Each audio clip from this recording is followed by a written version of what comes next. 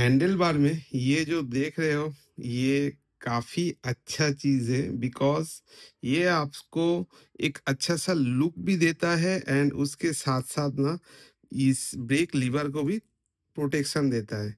हाँ, ये जो कंपनी है आउटेक्स, आपको दिखाई दे रहा है? ये देखो, आउटेक्स, ये ओरिजिनल है। ये इससे पहले जो मेरे पास हिमालयन था उसके अंदर भी इसको मैंने इंस्टॉल किया था। ये काफ़ी अच्छा प्रोडक्ट है एंड ये लाइट वेट है, एल्यूमिनियम का है। दूसरे साइड का भी देख सकते हो। इसका जो ना कैप खो गया था, उसके लिए मैंने हीट सिंक से काम किया है एंड यहाँ पे भी ब्रांडिंग है आउटेक्स का। ये आपको दिखाई कैसे देगा, ये देखो, आउटेक्स, जो ओरिजिनल आउटेक्स है ना, वो उसी ब्रांड का है। तो ये देखो, आउटेक्स।